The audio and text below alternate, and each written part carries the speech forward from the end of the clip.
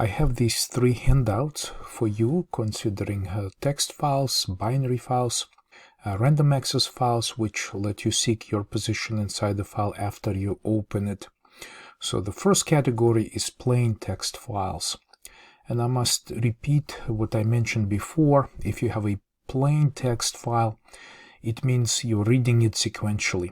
Otherwise, if you need to reposition to read, for example, starting at byte offset 512 inside the file, forget the plain text input stream mode. Instead, you have to switch to a random access mode, so things will be done very differently. Keep in mind that plain text file processing means sequential processing, line by line, no random jumping from place to place. Okay, so let's see what we have for plain text processing, and this is our next presentation. First slide, input-output class hierarchy. This is a class hierarchy in Java I/O package, and I have an enlarged view here. Let's just move on to an example using this package. So what is going on here? Looks a little challenging.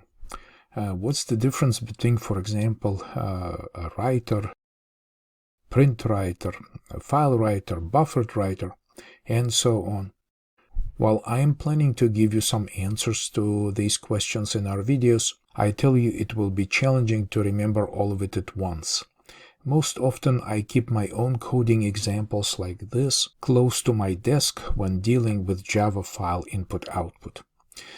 To memorize basic ideas, you should try all of the examples and make sure they compile and run when you try to understand them, how everything works on your own computer. I don't have a separate homework project where I would be asking you to read or write files using Java, but our final exam in this course focuses entirely on this subject. Like other quizzes, the exam comes with the practice mode, so you can practice as many times as necessary.